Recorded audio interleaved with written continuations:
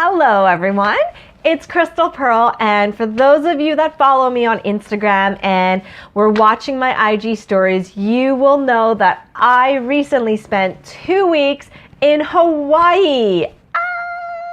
I won a contest with My Inner Fire and they sent me to Hawaii to attend Wanderlust. Wanderlust is a yoga festival that happens every year and it's the 3rd time it's happened in Oahu. It was my very first time attending, so the point of this video is to share my 5 tips on how to make the most out of your first Wanderlust or first yoga festival or anything similar. In no particular order, number 1, before you show up, familiarize yourself with the schedule. Read all the different classes that are being offered and be very open to trying things that you normally don't do at home or what you normally don't do. A lot of the classes that I attended were things that I had never done before. I tried sup yoga. I can't swim, scared of water. I tried mountain biking. I thought it was a trail bike ride, but it was mountain biking. I tried a hoop class. So I did a lot of things that were really kind of uncomfortable for me because I was so unfamiliar with it. I really encourage you guys to be open and try a lot of new things because it is the best environment to do that. Everybody is so supportive and there is zero judgment. You could suck at what you're doing and have so much fun. Number 2, what to pack.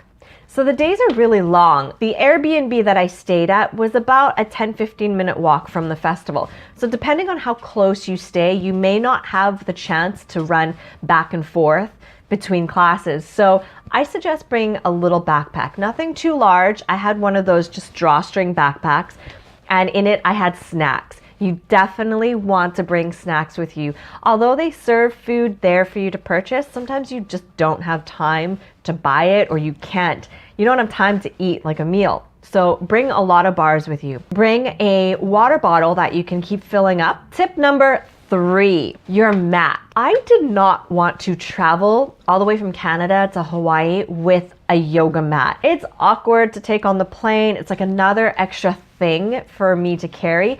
So I have a travel mat that folds down and I was actually able to fit it inside my little drawstring backpack. I would almost suggest bringing just a travel mat with you.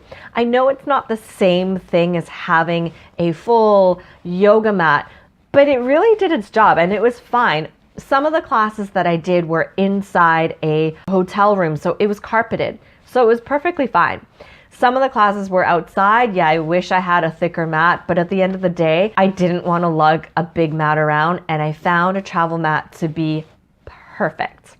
Tip number 4, if you plan on recording certain parts of your trip using a GoPro or something similar or a phone, make sure you have a tripod. You can get these things called gorilla pods or things that look similar and they're just 3 little legs. They're really small and you can hook them around like trees, you can hook them around poles, you can put them on the floor.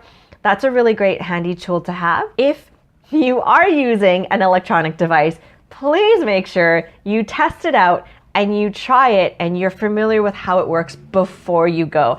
I literally bought my action camera a few hours before I got on the plane and I didn't fully know how to use it. So let's just say some of my videos are really bad because I had it on the wrong setting. I had it on a time lapse, which just really didn't work and I didn't capture some of the things that I wanted to. So make sure you're familiar with your equipment before you go. Tip number 5 is to budget your trip. Budgeting your plane ticket, budgeting your accommodation, budgeting food, and budgeting the classes. Some of the classes cost extra money. So for example, mountain biking cost, I think, extra $50 for me. Kayaking was extra $75. Aerial yoga was $15. Sup yoga was extra $25. It's good to just know your costs because things do add up quickly, especially if you want to go shopping too, because there's some really awesome vendors that you can buy all sorts of things from. Another option you could do, a lot of people that I met there volunteered. So you volunteer for 2 days and you get 1 festival day for free. So again, my 5 tips. Number 1, view the schedule before you go there and be very open-minded about trying out different things and different classes. Number 2, packing so that you're prepared for the whole day. Number 3, travel mat, look into that. Number 4, electronics, get to know your electronics before you go. Number 5, budget. So all I can say is really enjoy your time there. Have fun. Talk to people you wouldn't normally talk to. Just step outside of your comfort zone a little bit while you're there. And I had so much fun, and I thank my inner fire so much. I can't thank them enough for sending me there to just have fun. Anyways, I hope you guys have fun too.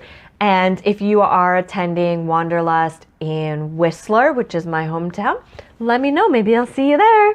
See you guys. Bye.